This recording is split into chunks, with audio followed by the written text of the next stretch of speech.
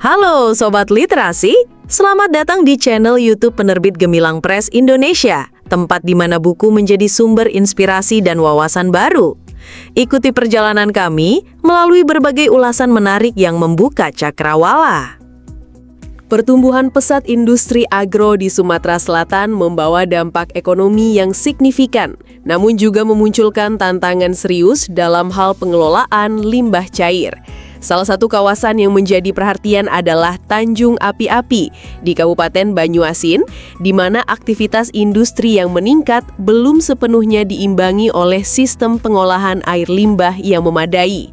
Oleh karena itu, terdapat salah satu referensi terbaik adalah buku berjudul Pengolahan Air Limbah untuk Kawasan Industri Agro, Studi Kasus di Wilayah Tanjung Api-Api, Kabupaten Banyuasin, karya Profesor Dr. Insinyur Hajah Hasmawati.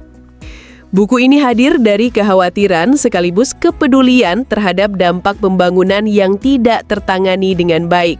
Penulis menghadirkan kajian yang tidak hanya berdasarkan teori, tetapi juga fakta di lapangan, khususnya melalui studi kasus di kawasan Tanjung Api-Api, Kabupaten Banyuasin. Studi ini menjadi contoh konkret bagaimana suatu kawasan industri yang berkembang dapat menimbulkan permasalahan lingkungan apabila tidak dilengkapi dengan sistem pengolahan air limbah yang memadai. Disusun dengan pendekatan yang lugas dan berbasis pengalaman, buku ini memperlihatkan bahwa pengelolaan air limbah merupakan bagian penting dari tanggung jawab sosial dan lingkungan.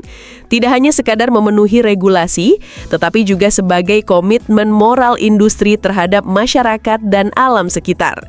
Penulis menyampaikan gagasannya secara jernih dan terarah, membuat buku ini mudah dipahami, sekaligus membuka ruang refleksi kritis bagi pembaca.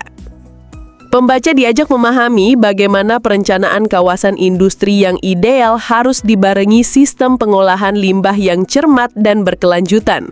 Perencanaan yang tidak menyertakan aspek pengelolaan limbah sejak awal hanya akan menjadi bom waktu yang sewaktu-waktu dapat merusak lingkungan, mengganggu kesehatan masyarakat, dan merusak reputasi industri itu sendiri.